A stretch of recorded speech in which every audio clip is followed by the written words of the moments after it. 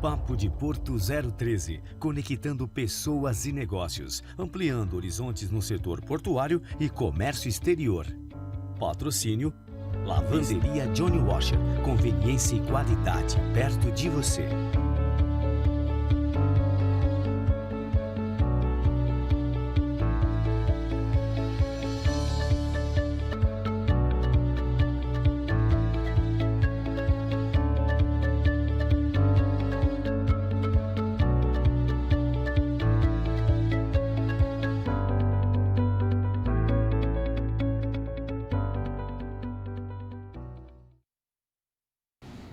Olá, boa noite a todos, sejam muito bem-vindos a mais um programa Papo de Porto 013. Eu, Luiz Fabiano, serei seu anfitrião nesta próxima hora, mas não estarei sozinho nesta agradável noite de terça-feira. Estarei com dois convidados para lá de especiais, dois amigos que conquistei na minha vida profissional.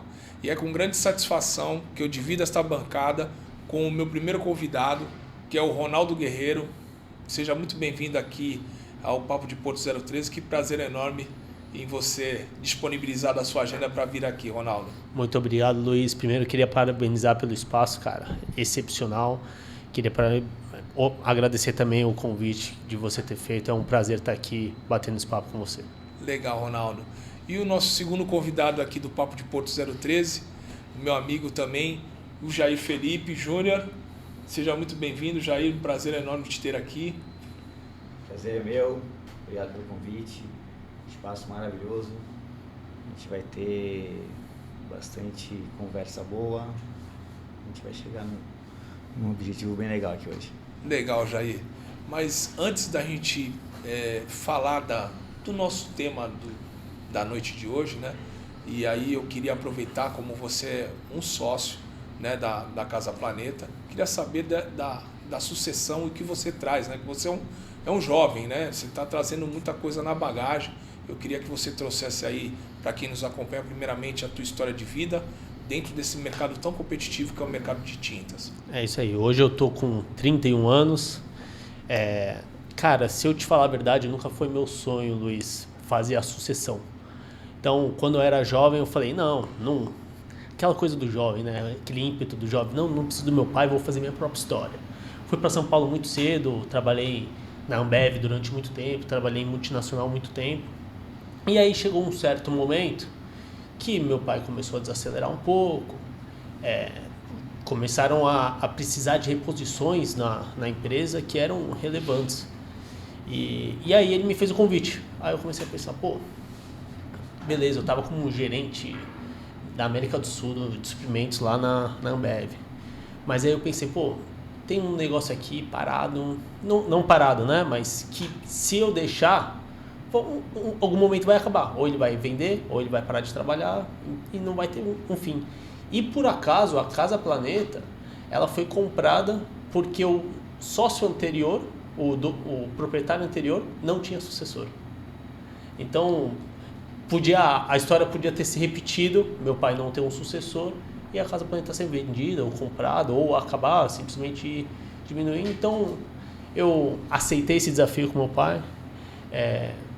Foi um convite dele, aceitei voltar e, assim, o desafio é muito maior ser proprietário e sócio do que quando eu era gerente internacional de uma multinacional. O desafio é muito maior, mas, cara, é muito cativante, é muito legal a gente acordar todo dia e ver que a gente faz a coisa girar, entendeu? Ver que a gente faz, as mudanças que a gente fazem acontecer resultados promissores. Hoje, quantos anos tem a Casa Planeta desde quando ela foi criada?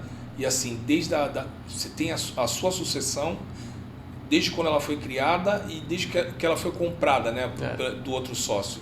Essas três timelines. A Casa Planeta foi comprada foi inaugurada em 1956. Então, esse ano agora a gente vai fazer 70 anos. Fazemos em novembro, acho que é novembro que a gente faz 70 anos de história. E em 1990, acho que foi mais ou menos isso, 90? 92, 91.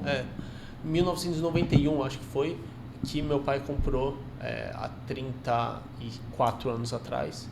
Então ele comprou e faz 2 anos que eu comecei a sucessão. Então, assim, nos primeiros, vamos dizer, no primeiro 2 anos ali eu tava só de coadjuvante, papagaiozinho, ficava aqui grudado desse cara que conhece muito, tá há 30 anos com a gente, ficava só colado com ele, aprendendo tudo. Agora que eu tô começando a fazer algumas mudanças, mas devagar, cara. Devagar, porque a história não foi feita à toa, né? Legal. É sempre gratificante você trazer a tua história de vida profissional, de laço profissional, para dentro de uma coisa que é sua, né? E assim, é natural dos nossos pais que eles irão morrer trabalhando, porque aquilo é a vida deles, é o sonho deles, né? Então, a gente não tem isso na nova geração, mas na geração dos nossos pais, geralmente é assim que acontece. Fica difícil de tirar, se torna parte do corpo deles, né? É isso aí mesmo. Não é isso? Não, e vou te dizer, tenho conhecidos que os pais pararam de trabalhar, vira até um risco de saúde, porque o cara, ele depende daquilo para a vida dele, entendeu? Então, se o cara para de trabalhar, até a saúde dele começa a piorar. É o que você falou, vira uma coisa só, né? É uma coisa só, uma identidade só. Jair, quando a gente fala de Casa Planeta, a gente fala de qualidade da Casa Planeta, né?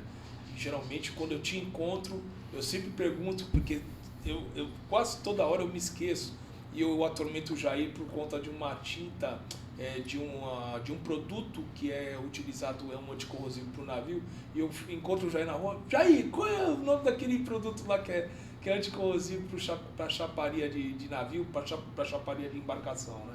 Mas quando a gente fala de Casa Planeta e das qualificações que a Casa Planeta traz, e aí trazendo para o nosso tema aqui do Papo de Porto, sobre a questão de superfícies metálicas, né? E o que você traz aí dentro do contexto de pintura e superfície metálica, né? Quais são os principais tipos de pintura? Dando continuidade até ao que o Ronaldo havia comentado, a Planeta, a história dela, ela começa atendendo barcos de pesca. E nesse processo de barcos de pesca, a gente começou a ganhar corpo, e aí passou para a parte de incrustante, e os barcos de pesca, na sua maioria, são de madeira. E há 30 anos atrás, estava startando esse negócio de embarcações de ferro, né, que é de atum, alguns camaroeiros.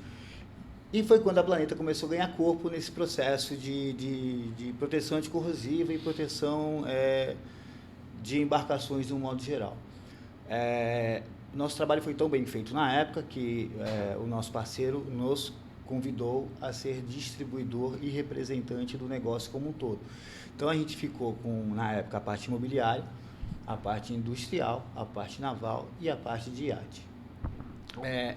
No decorrer desse tempo, esse parceiro nosso acabou sendo vendido, e foi quando a gente viu que eles perderam um pouquinho o time e as próprias pessoas que estavam nesse parceiro acabaram sendo desligadas e foram buscar novos rumos, e a gente acabou sendo convidado para estar hoje na Jotun, que está entre as 10 maiores fabricantes de tinta do mundo, sendo que só tem 4 segmentos, né? Ela não tem automotivo, por exemplo, né? Ela tem pó, indústria naval e imobiliário.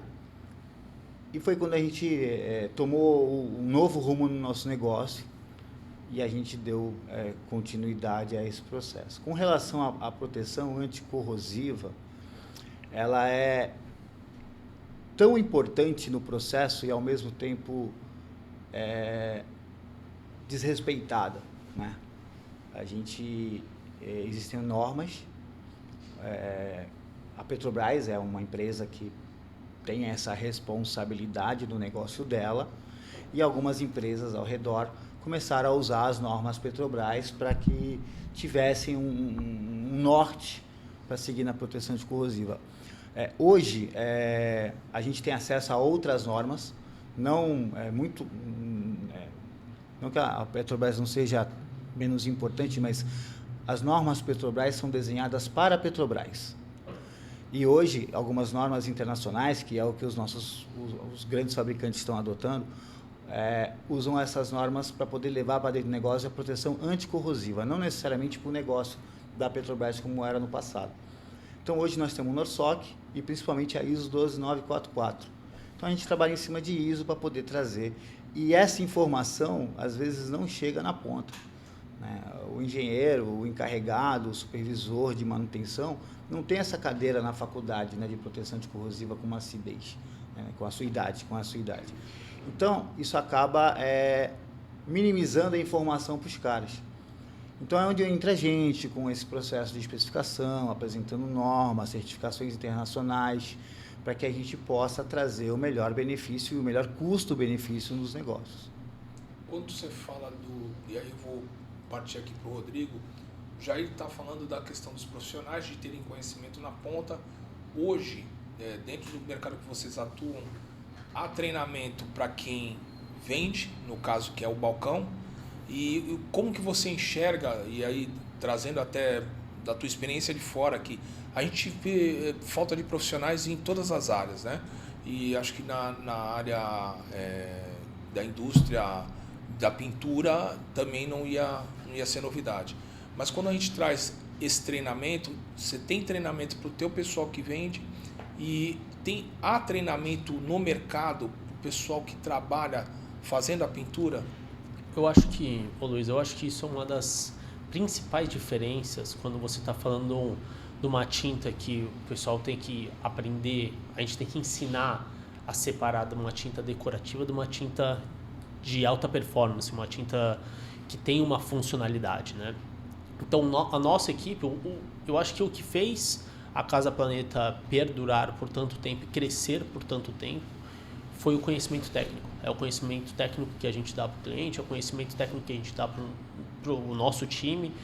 E o Jair é até interessante que uma das nossas fortalezas quando a gente está lidando com o cliente, de relacionamento com o cliente, é o treinamento. A gente explicar para o cara que é aplicador, para um pintor, que normalmente esse cara veio do automotivo, ele veio do imobiliário e ele acabou migrando para o mercado industrial. A gente explicar para ele sobre preparação de superfície, sobre funcionalidades de diferentes tintas, sobre performance, a tinta adequada para o lugar adequado, é o que faz a diferença na manutenção e no resultado de uma obra. Porque se não adianta também você pegar uma tinta que é uma Ferrari e andar no asfalto de paralelepípedo. Vai dar problema, entendeu? Então, essa especificação e esse conhecimento técnico que a nossa equipe tem, que a gente faz treinamentos, assim, no mínimo uns 2 treinamentos por mês, para a gente conseguir passar, porque o que o nosso cliente precisa é informação, qualidade e velocidade. Então, a gente faz isso para garantir que a gente está passando a coisa certa para o nosso cliente. Não caro, mas o certo. Inclusive, nesse momento, está tendo treinamento. Exatamente. Nesse momento, a Jotun tem essa responsabilidade de compartilhar tanto de produtos novos. Nesse momento, está tendo um treinamento de tinta intumescente, que ela é compartilhada para os nossos clientes com uma inscrição simples. E, em paralelo ao que você está comentando, a gente tem treinamento para a equipe. A gente, inclusive, está dando uma atualizada nesse treinamento. A gente vai estar nesse processo de atualização dele. E a Planeta tem um programa para os nossos clientes de fazer o treinamento para a equipe, porque eles têm um turnover muito grande e todo ano a gente faz uma reciclagem nos nossos clientes para a equipe deles, para que eles apliquem o nosso produto da melhor forma possível, né? Então, assim, e assim, a gente não tem nenhum custo por isso, está no pacote de usar os nossos produtos. Tá. Quando você fala de turnover, né, de entrada e saída de funcionários, os clientes têm esse grande turnover de entrada e saída de funcionários. E aí eu vou vir aqui para o Rodrigo, que traz essa expertise de fora. O que falta para que esses clientes retenham esses funcionários? Porque pelo que eu percebi, até pelo que o Jair trouxe aqui, vocês conseguem trazer o time de vocês, e o time de vocês está trabalhando há um bom tempo, você ter um baixo turnover. E por que os clientes não conseguem reter esses profissionais? O que na tua visão, aí, dentro do teu laço profissional que você trouxe aí, rodando aí a América do Sul, o que você acha que está faltando nesse sentido, Rodrigo? Cara, essa é uma questão que eu acho que abrange todo o mercado, vamos dizer assim, não só o de tinta, não só o industrial, não só o marítimo. a gente vê um turnover grande. E eu, quando eu estava no mercado multinacional, eu via isso nas empresas multinacionais. E eu acho que é um pouco de culpa dos dois lados, sabe? Do lado do empregado, de um pouco dessa fidelidade que a gente até comentou, a geração anterior, a geração dos nossos pais vai morrer trabalhando. A minha geração já não, ela já tem um pouco de desapego. Se o cara aprende um pouco mais, ele vê uma oportunidade, putz, vou mudar, mas ele não vê o custo de oportunidade dele fazer essa mudança. Por um lado tem um pouco da geração. E por outro lado, do lado da empresa, eu acho que essa atenção de dar um treinamento pro cara, de auxiliar ele, não deixar ele solto. Porque se você deixa alguém solto numa função, e isso eu vejo dentro da minha empresa, cara, a pessoa começa a ficar meio perdida, não sabe qual que é o caminho, qual que é a ambição que ela tem que ter para crescer, qual que é a funcionalidade dela dentro do negócio. Às vezes ela perde esse senso, é difícil, ainda mais quando a empresa é muito grande, é difícil ela ter esse senso. Então você dá a direção de, cara, qual é a sua importância no seu trabalho, dá o treinamento correto para ele conseguir desempenhar, e é isso que a gente ajuda os nossos parceiros, é o que eu acho que faz diferença para você conseguir colocar uma equipe qualificada e, óbvio, com o tempo você vai ter que remunerar isso corretamente, dar os benefícios corretamente conforme o cara vai se qualificando. Né? Até complementando o Ronaldo, esse nosso projeto de fazer esse investimento na equipe, no treinamento, a gente menciona que a maioria é oriundo do automotivo ou do imobiliário, que normalmente os recursos são menores.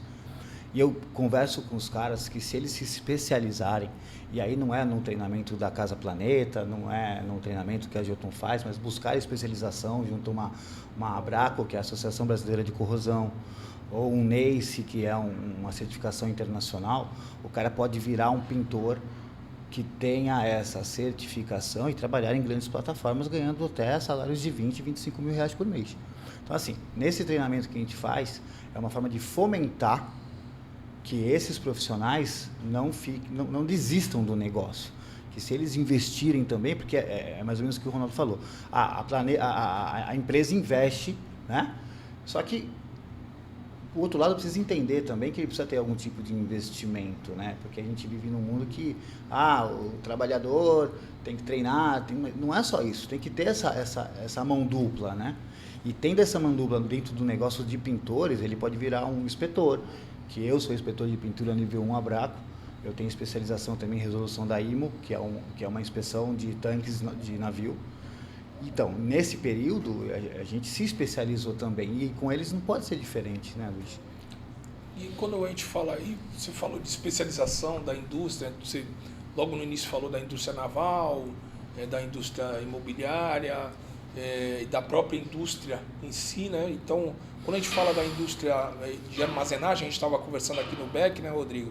Quando a gente fala de armazenagem, de estruturas metálicas, geralmente a gente você levantou a bandeira da corrosão, e a gente está tendo algumas situações que são visíveis, no sentido de você perceber que aquela estrutura metálica ela está deteriorada, e tem outras que são invisíveis. E aí eu queria saber, de dentro de tudo que você já viu aí, até do que você fornece, quais são as principais situações que são visíveis a níveis de pintura, né, de pintura anticorrosiva, e as que são invisíveis, né? Qual é o maior problema? A questão de durabilidade, né, a questão de adesão dessa pintura. Como que a gente pode conectar a qualidade e a resistência dessa pintura nas estruturas metálicas? Ô, Luiz, tem uma coisa que isso vale para qualquer tipo de pintura, desde o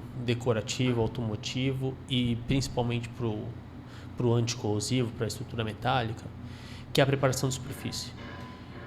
Se a preparação de superfície é um processo crucial para a excelência de um projeto, de uma pintura bem feita ou não.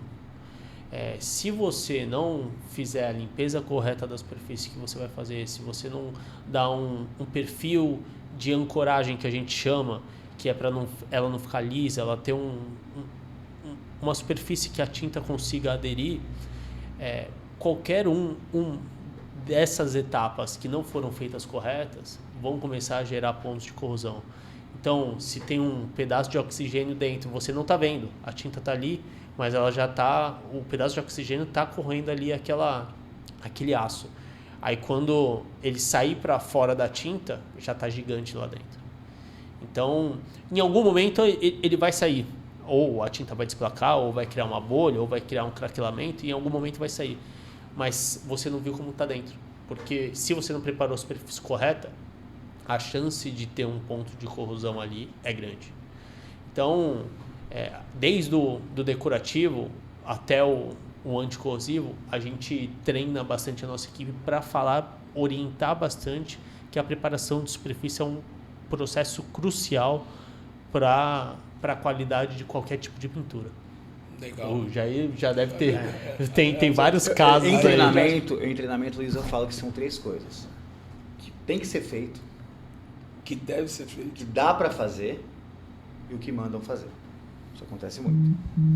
Nesse processo, que às vezes a gente está no porto, a gente tem ideia que a gente tem uma dificuldade de usar água, né? A gente tem dificuldade de fazer um tratamento de superfície. E é onde entra a tecnologia da tinta. A gente, para compensar uma falta de preparação de superfície, a gente tem que usar um produto que ele consiga isolar o oxigênio, que ele consiga... Porque como é que funciona a corrosão? É oxigênio e umidade em contato com o ácido carbono, e aí ele volta ao seu processo natural, que ele quer voltar a ser óxido de ferro. Esse é o processo. Ele não nasceu óxido de ferro. Ele não nasceu ácido carbono, ele nasceu óxido de ferro. Então vai para a usina transforma ele em ácido carbono, e quando ele é exposto ao meio ambiente, à umidade, ele quer voltar a ser óxido de ferro. Basicamente é isso. Então, se a gente não usar tecnologias para compensar essa falta de preparação de superfície, que a gente sabe que acontece, e por isso que existem tecnologias para ter esse tipo de compensação. E outra coisa que é muito importante é a espessura. A gente fala, como a maioria das pessoas que trabalham com pintura são oriundos da imobiliária, a gente fala muito em demão. Só que no nosso mercado a gente precisa de espessura. E a gente está falando de micrômetros, ou seja, 500 micrômetros equivalem, por exemplo, a meio milímetro. É muito pouco. É muito pouco. Então, se a gente não conseguir fazer esse depósito de tinta para chegar nessa espessura, fica comprometido, né? Tecnicamente é isso. Legal. Quando você fala de micrômetros, de espessura, qual o melhor material, qual o melhor equipamento a ser utilizado, né? A gente tem determinadas estruturas metálicas que vão comportar uma brocha, um pincel, tem determinadas estruturas metálicas que vão comportar o jateamento, né? Que aí é um outro comportamento até da própria tinta, tem outras que vão comportar até o próprio rolo, né? Um rolo de parede. E aí, dentro das estruturas metálicas, o que é mais utilizado, Rodrigo? Vou te falar que o rolo e a trincha, eles são quase que indispensáveis independentemente da obra, tá? Claro, em obras grandes, o que a gente mais vê hoje é o cara usando um jateamento de airless, que é uma máquina que vai entrar com ar comprimido. Tem várias tecnologias hoje dessas máquinas. Mas ele entra com uma tecnologia, a gente tem parceiros também que são clientes nossos, que atendem outros mercados, que eles são aplicadores, que eles têm máquinas automatizadas, o cara entra com uma chapa, ninguém mexe em nada, ela vai entrando, é uma máquina que vai pintando os dois lados e vai sair preparado, o cara prepara a superfície e já vai pintando ao mesmo tempo. Isso tem em Santos, tá? Isso tem em Santos. Tem uma máquina de shot blasting que faz as chapas para rebocadores aqui na Wilson Sons, por exemplo. Mas vem cá, o tempo de secagem disso daí, gente. É tecnologia. Porque se você faz vou me atrever a entrar na área de vocês, né? Se você faz um fundo prime, você tem que esperar secar. Tem que ter tecnologia, Luiz. É tecnologia, é isso que a gente vende. Vamos falar do processo de jateamento, voltando um pouquinho para a preparação da superfície. Existe o tratamento mecânico, que é lixadeira, agulheiro. E o jateamento, que é o melhor dos mundos para a gente que vende tinta. Que é a usinagem. Não, é o jateamento. Quando a chapa vem naquele processo de... ela era óxido de ferro, vai para a usina, ela vira aço carbono, ela sai com uma carepa de laminação. Aquilo já é uma corrosão. Aquele azul que a gente vê nas chapas novas, aquilo é uma corrosão. E aquilo não faz parte do aço carbono. E ele é muito duro. E o aço carbono ele vai trabalhar. Então, se a gente não remover aquela carepa de laminação e pintar sobre ela, essa pintura vai estar comprometida. Ela pode durar 1 ano, 2 anos, 3 anos, mas ela está comprometida. Ela não tem um tempo de vida útil que a gente prevê numa ISO 12944 aí, C5H, com a espessura recomendada de 25 anos de vida útil. Então, assim, ela poderia estar durando 25 anos se você faz um tratamento de superfície adequado. Mas se você não faz, não vai durar 5. Então, assim, dentro desse processo que a gente tem, do jateamento e do tratamento de superfície, a gente consegue ter uma especificação. São os 3 fatores. O tratamento de superfície que você tem, o ambiente que vai estar e o grau de corrosão que vai estar exposto. Você pode estar, por exemplo, vamos falar em Cubatão, numa usina de cloro, que ali tem um HCl, que tem uma exposição muito grande. Então, você tem que ter um tratamento de superfície que seja adequado, uma espessura e uma resistência química. E essa empresa, por exemplo, tem esse tipo de investimento, se preocupa com isso. Voltar para o nosso negócio que é porto.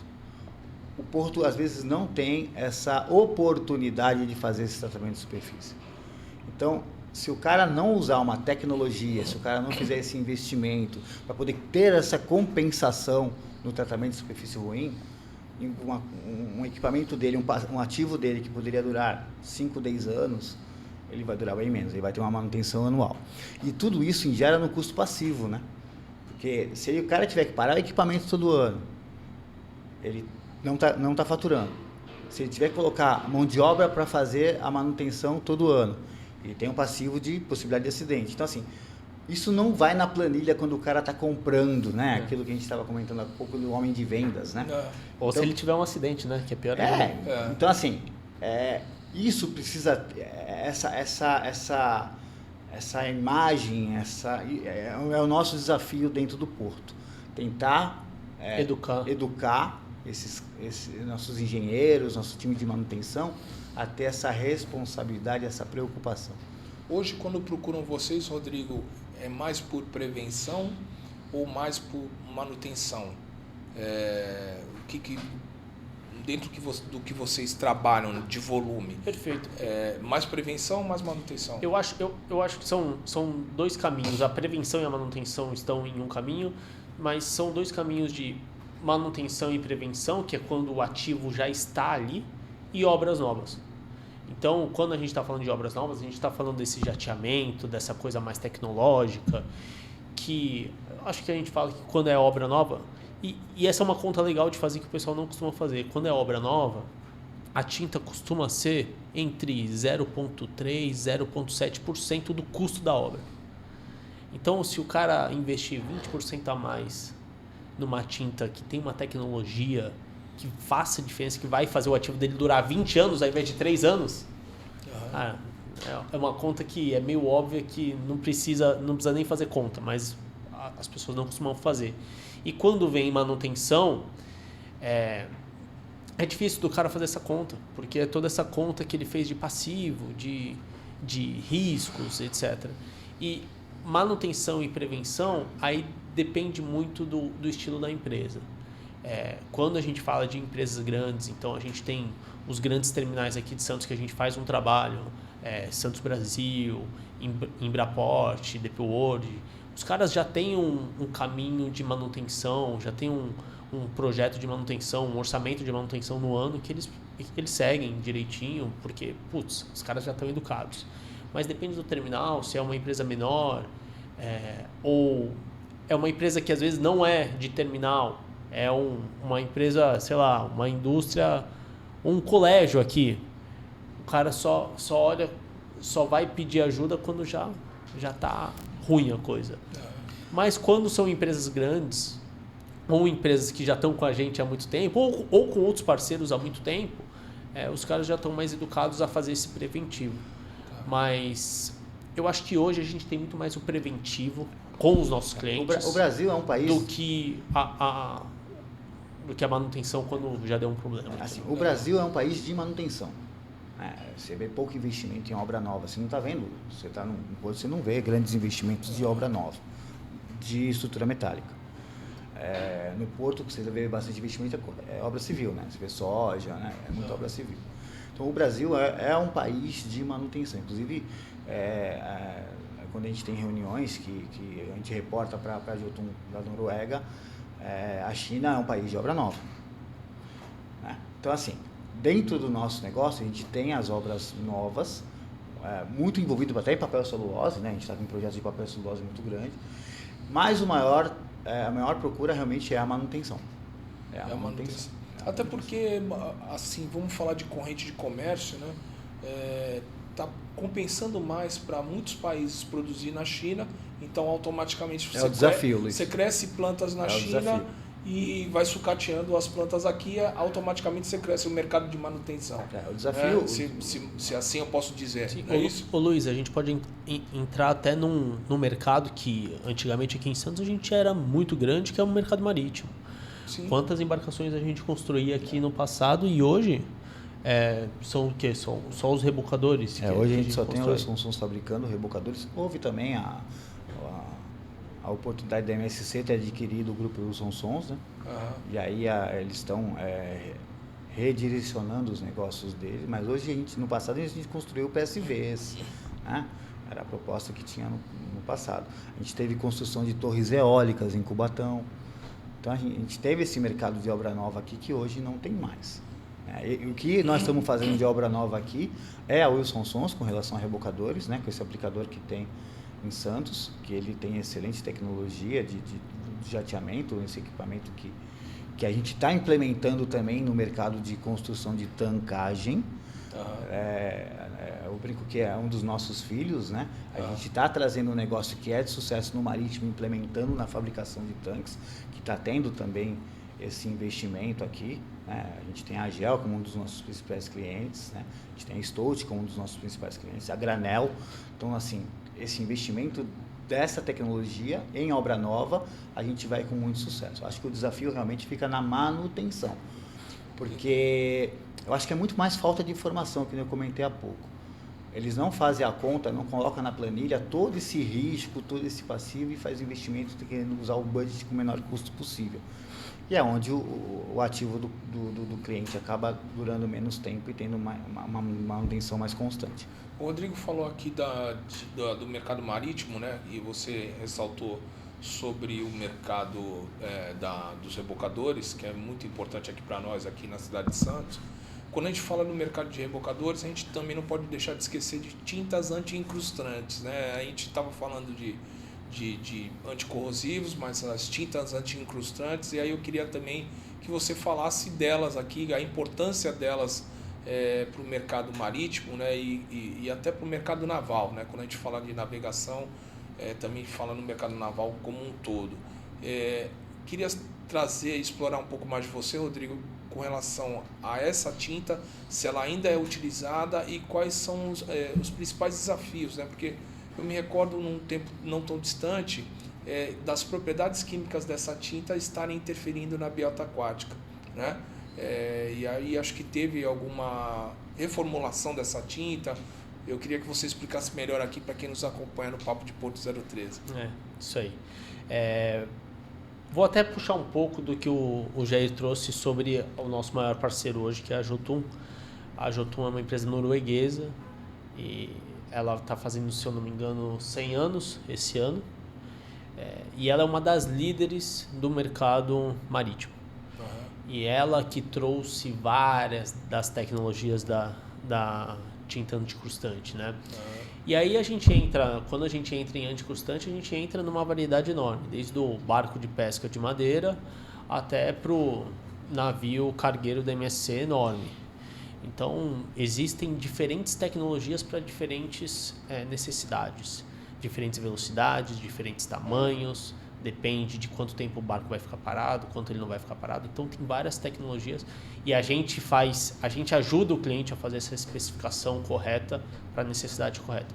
E sim, você falou sobre antigamente tinha um biocida que era nocivo à biota marítima. E com o tempo foram trazendo novas tecnologias e a Jotun uma das bandeiras mais fortes dela é ESG e sustentabilidade, então isso é uma bandeira que eles levantam muito forte. Se você pensar nos noruegueses, começa a fazer muito sentido. Começa a fazer muito sentido, né? Então hoje nenhuma das linhas da Jotun tem. Eu não lembro. É estanho? Eu não lembro qual que era o princípio. Nenhuma das linhas da Jotun tem. Eu não sei se ainda tem empresas que fazem. Eu acho que ainda tem, mas assim, das grandes. As multinacionais não. A sua grande maioria são livres de TBT, são livres de estanho. Então, mas, cara, são tecnologias assim. A gente fica abismado com cada ano que passa.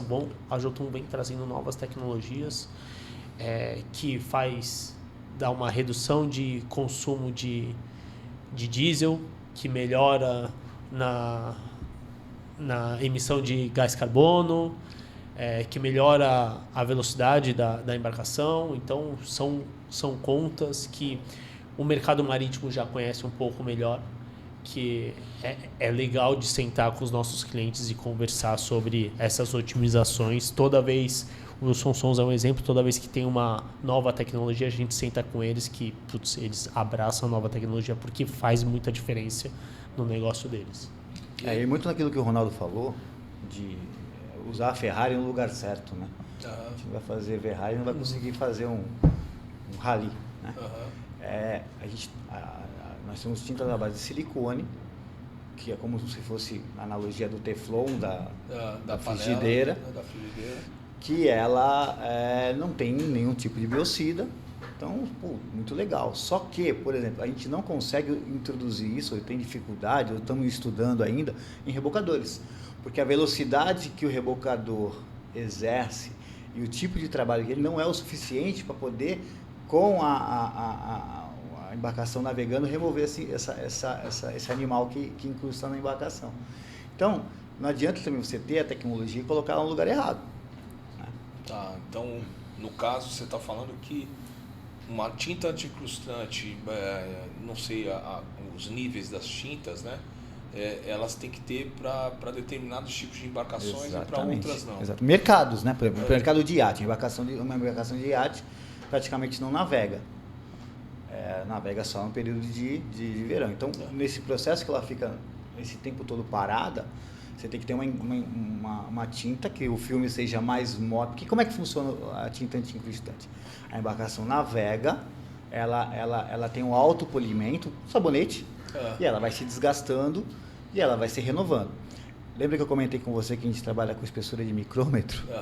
Então, assim, ela tem que fazer isso de uma forma mínima para ela poder dar continuidade. Então, no caso do iate, o iate ela tem que ser muito mais mole o filme para a própria maré fazer esse trabalho. Se a gente está falando de uma tinta à base de silicone, os grandes navios já estão usando essa tecnologia. É uma tecnologia que tem um investimento maior, só que em 2 anos, só no consumo de diesel, ela se paga. Os outros 3 anos é tudo lucro, é economia líquida de combustível. Né?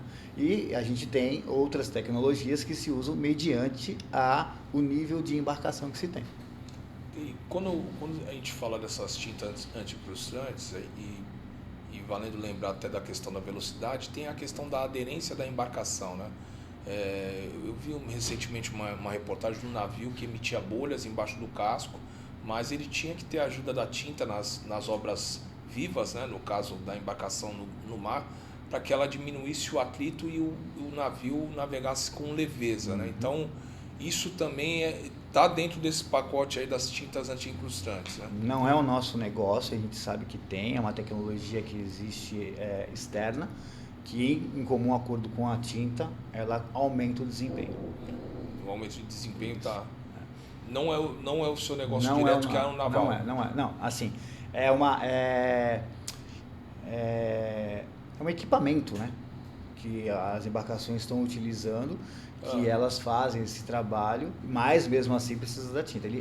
Não, sim, ele ajuda, não, né? O equipamento sim, mas com relação à tinta... Precisa você estar tem uma atrelado com a atrelado tinta. com a tinta para que... Só ele não funciona. Só ele não funciona. Perfeito, precisa estar atrelado com a tinta. E aí quando a gente fala de tintas, aí eu vou trazer aqui para o Rodrigo, a gente tem a questão de tintas de toda a monta, né? A gente falou da corrosiva, que também é envolvida com chapeamento, da tinta anticrustante e da tinta de conversa que a gente estava conversando aqui no back antes de iniciar o programa, né?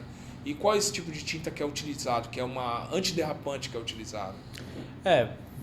Quando a gente pega uma embarcação, a gente divide em vários, vamos dizer, vários pedaços, várias partes para especificação correta. É o que a gente falou. Sem a informação correta, o cara não vai aplicar a tinta correta.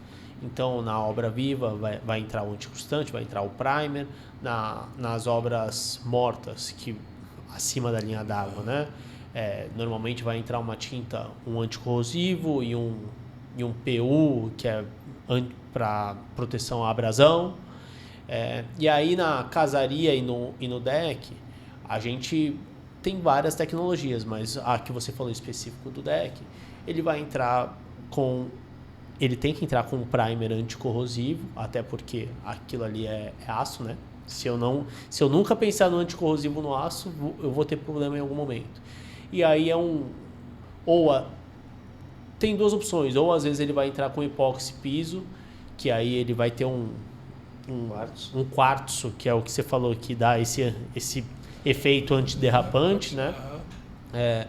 Que na maioria das vezes é o que define, é o que faz a diferença entre uma epóxi comum e uma epóxi piso. É esse quartzo e a dureza um pouco do filme, que o filme consegue trabalhar um pouco melhor, entendeu? Quando a gente fala dessas tintas, né, de aderência, existe também normativas para essas tintas. Eu queria também te explorar também com relação às normas. Existe uma norma específica, né, para pintura e sinalização de navios, né, de embarcações no caso. Existe de cores, né? De cores. Ela tem aqui a gente usa a BNT. Cor é interessante até você comentar isso. Existe no nosso negócio, a gente trabalha com Munsell e Hall, que é a identidade da cor. Então, por exemplo, se você vai ter um corrimão para pintar numa embarcação, até no porto, ele vai ser amarelo segurança. Só que em qualquer lugar do mundo, amarelo segurança vai ser o Munsell 5Y8/12. Tá, né? Tem a especificação. A especificação dela no mundo, mundo. Um branco vai ser em qualquer lugar do mundo N9,5. Por exemplo, a gente pintou alguns tanques aqui em Santos que foi HAL 9001, que é um branco. Mas aí é o cliente que optou por essa cor, que é um branco um pouco menos branco, um pouco mais acinzentado. Diferente do marketing, né, que usa Pantone. E aí acontece muito, principalmente no pessoal do Porto, que o marketing vai lá, faz um logo e aí encaminha pra gente o Pantone pra gente poder desenvolver a cor.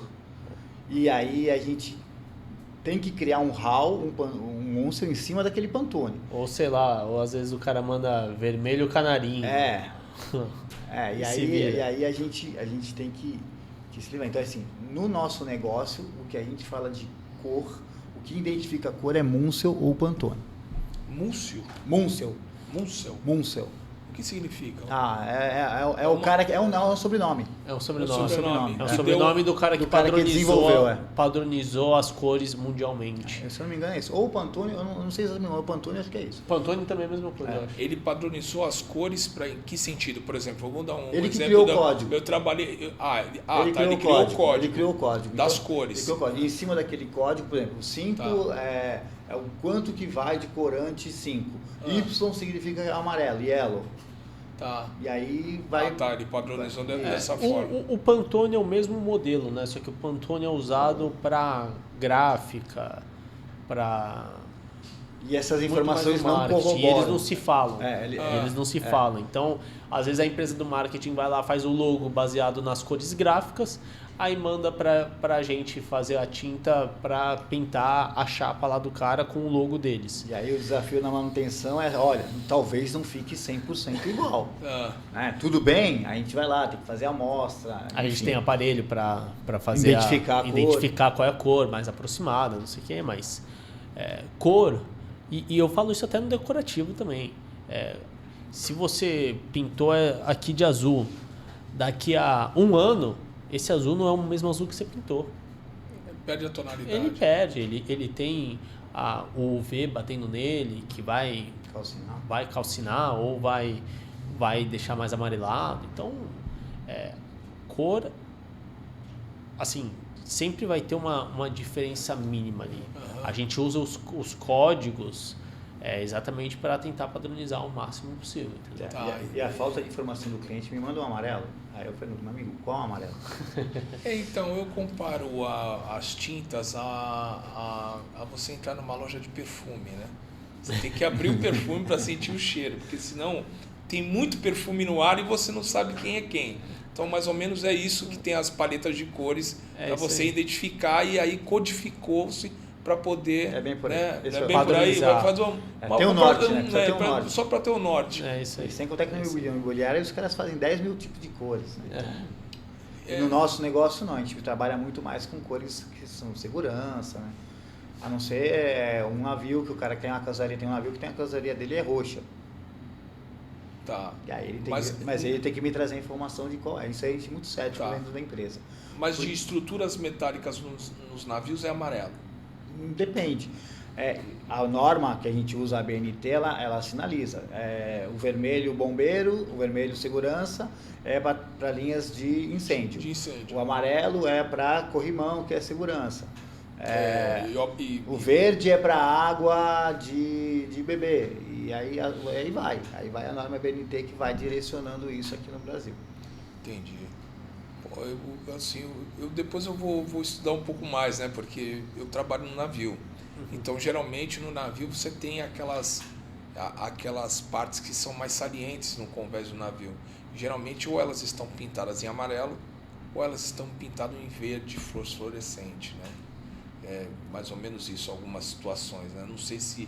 deve ter um motivo. Deve ter um motivo. Não, então, é para que fica sinalizado que ali você pode dar uma topada, entendeu? Como eu já dei várias, né? Já dei várias, quase fico com a cara no porão do navio. Inclusive, então, a gente desenvolveu um produto que ele era fosforescente para quando aí você vai me ajudar, no RTG, né? Isso. Quando o cara olhar o navio, a ter reflexo da luz para ele poder, olhar o container, ter reflexo da luz para ele poder pegar o container em cima dos caminhões. Tá. É uma tinta que vai que vai refletir, um verde também, você verde, que quando vai ter a luz, vai ter o reflexo, o operador lá consegue ter essa ajuda, né? Consegue identificar. Pô, depois eu vou buscar essa informação contigo, hein? Eu dou aula também, para mim é sempre bom ter informação. Quando você falou, a gente falou aqui das tintas, né?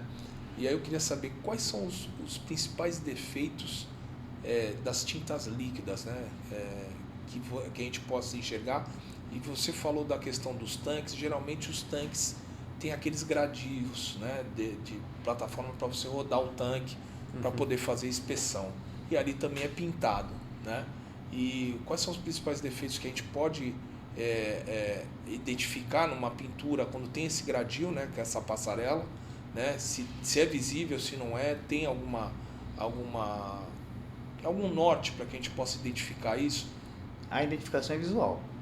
A identificação é visual. Ela não tem outra forma de sinalizar. Volta a falar do tratamento de superfície. E o tratamento de superfície vai identificar qual foi o defeito. Por exemplo, se você pintar sobre óleo, a tinta não vai aderir. E aí vai dar uma bolha. Se você pintar sobre sais, ele vai dar osmose. E aí também não vai dar aderência. E aí aquilo que a gente falou, se não tem aderência, tem a entrada de oxigênio e de umidade. e aí a corrosão ela começa a ser desenvolvida. Tá. E aí... Oi, Rodrigo, pode falar. Perdão. E aí, entra muito na manutenção, que ele falou que é muito visual. O cara não fez o tratamento de superfície correto. Quanto antes você fizer a manutenção, quando você viu um primeiro problema, então a gente chama de pits, umas pequenas bolinhas, uns pontinhos de corrosão, ou então uma bolha muito grande, ou então craqueamento, a tinta começa a craquear. Quando antes você via alguma distorção ali, e antes você tratar, cara, o resultado pode ser melhor. Rodrigo, o que a gente tem no porto? A gente tem o dinamismo da operação, né? E aí o dinamismo da operação faz com que o porto não pare. E faça inspeções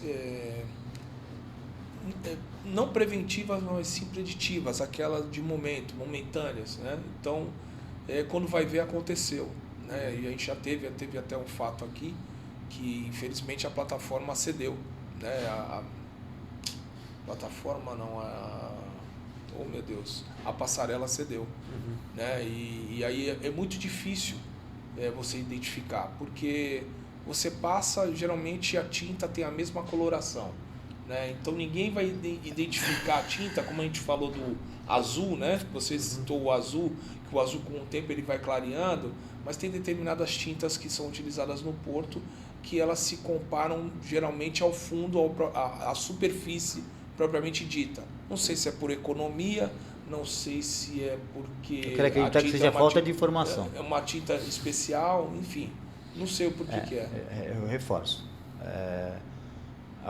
Eu penso que é falta de informação mesmo, porque eles não têm essa cadeira, eles não têm essa e tem a pressão de minimizar custo. Isso é fato. Não é um privilégio deles, né? Não tem como prevenir se não for na manutenção. E se não tiver um investimento na manutenção. E se não tiver investimento em tecnologia, uma vez que o tratamento de superfície vai ser pobre. Tem que haver compensações, e compensações têm investimento. Hoje, quanto que representa em percentual o tratamento de superfície e a tinta? Em relação a? Em relação. A importância? A importância? 50%. 50-50. É dividido. Porque foi o que o Jair falou. Dependendo da tinta, ela tem uma tolerância a um tratamento de superfície, vamos dizer assim, mais simples. Então a gente tem tecnologias que, o cara não conseguiu dar um perfil de adesão muito bom, a tinta consegue ir lá, entrar nos buraquinhos e compensar e tapar todo o oxigênio, entendeu? Mas são tintas que você precisa de mais um investimento. Mas falando em manutenção, que às vezes o cara tem um ponto crítico e ele fala, esse lugar aqui sempre dá corrosão. Faz o investimento, vale a pena, porque você está falando de risco, você está falando de risco do seu trabalhador, você está falando de risco de parar a sua operação. São muitos riscos envolvidos que, quando você faz a conta e investir 15% a mais numa... Não que a gente não tenha a tecnologia mais simples, a gente tem a mais simples. Mas investir 15% a mais numa tecnologia melhor, cara, faz toda a diferença, dado o risco que você vai correr. Oi, pode falar. Até para complementar, é um tripé, né? 50% não, eu vou colocar 33, 33, 33. Porque eu preciso também que o cara aplique direito. Do profissional. Né? Também preciso que o cara aplique direito. Então, tinta, tratamento de superfície e a aplicação que seja direito. E negligência é um pouco muito forte a palavra, mas fica difícil não fugir dela, porque para o aço carbono entrar em colapso, ele demora muito. Para ele poder ceder, para ele poder furar um tanque, que a gente tem históricos de furar tanque. Né? E aí é um outro processo. Furou por quê? Por causa de corrosão, ou furou porque a parte interna que foi revestido não era adequado para suportar aquele produto. Né? Então, assim, tem essa outra demanda, que aí a gente também conversaria por muito tempo. Mas assim, eu acho que a gente, o cliente contar conosco nesse processo, e assim, não é porque a gente está numa multinacional, a Jotun, outros fabricantes também têm esse perfil. Então nós não estamos inventando a roda. A gente precisa que a outra parte consiga entender isso, e a gente vai trabalhar em cima de normas globais, que vão justificar. A gente vai conseguir dar apoio para o time da manutenção, para o time da gerência, para justificar isso para a diretoria, que a gente sabe que tem essa escala que precisa ser seguida de justificar o budget que foi investido.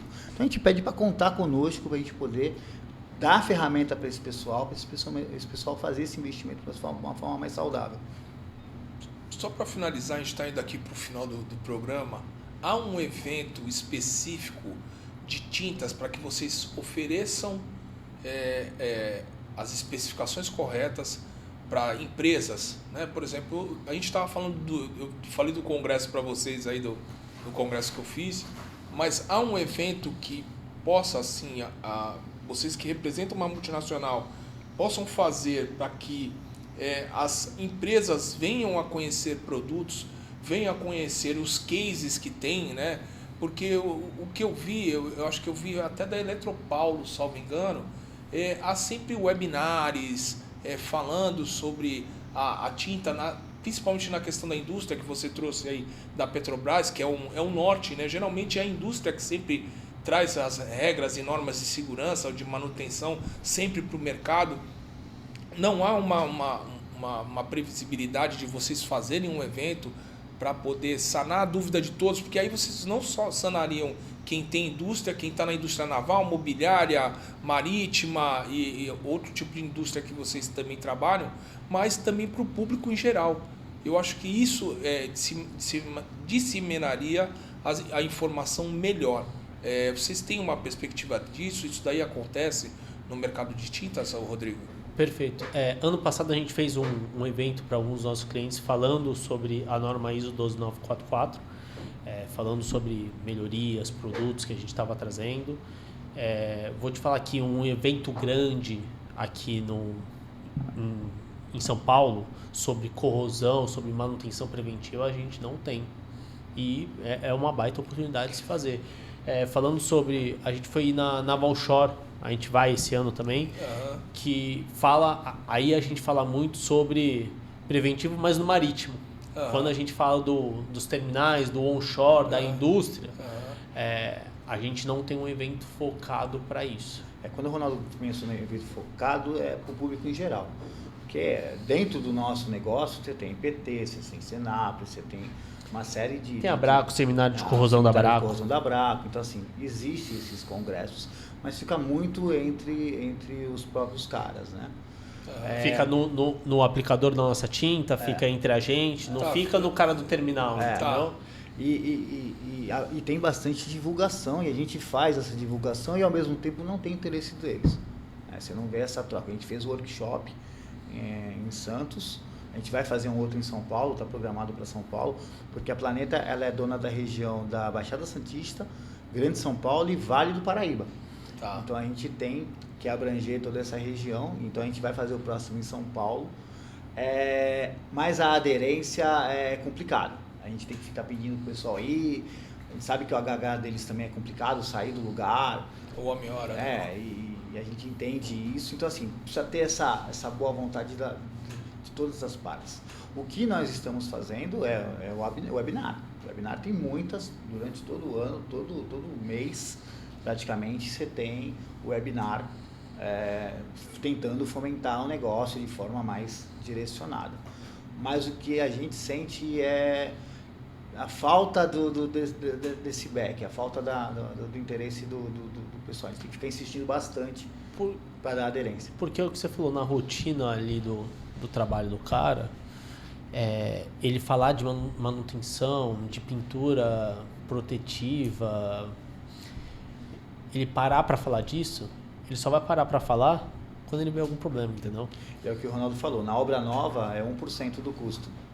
Então, assim, e na manutenção o custo é alto. E aí vira problema. Legal. Pessoal, chegamos ao final aqui do nosso programa aqui. Eu queria agradecer imensamente, acho que a gente teria mais algumas horas para poder falar de tinta, para poder falar de mercado, para poder falar de muita coisa. Eu agradeço imensamente a vocês aqui pela presença. Vou deixar vocês fazerem as suas considerações finais. Vou começar Eu comecei pelo Rodrigo, agora eu vou começar pelo Jair e finalizo com o Rodrigo aqui. Jair, o que você quer? Luiz Fabiano, foi um desejar? prazer. Muito bom, muito agradável, fiquei bem à vontade. Agradeço a oportunidade e estamos à disposição. Se puder ajudar, estamos à disposição. Legal, Jair. Rodrigo, fica à vontade aí para deixar a sua Luiz, mensagem. Agradecer novamente o espaço aqui sensacional, obrigado pelo convite. Foi muito bom, a gente vê que a gente acaba falando muita coisa e dá tempo para falar muito mais se a gente quisesse, né? Foi um prazer estar aqui, bater esse papo com você. E fica o convite para quem estiver assistindo de conhecer a Casa Planeta. Nós somos distribuidores em São Paulo, no Vale do Paraíba e na Baixada Santista. E a gente fica lá na ponta da praia, atrás do Mercado do Peixe. Então, para quem é da região, quiser ir lá, a gente toma um café junto lá. Legal. E fica o convite para você também ir lá tomar um café com a gente. Obrigado, O Luiz Fabiano está sempre lá. Sempre isso. Bora ali próximo. Beleza. Legal, Show. mas obrigado pelo convite, Rodrigo. Obrigado pela elucidação de várias dúvidas, até propriamente minhas, que trabalham a bordo de navio, de embarcação. Obrigado pela disponibilidade de vocês. Para quem quiser acompanhar o nosso canal, nossa página no Instagram é @papodeporto013 e o nosso canal no YouTube é @papodeporto013. Desejo a todos uma semana de vitórias, que Deus agracie a vida de todos vocês. Meu muito obrigado, um forte abraço e fiquem com Deus.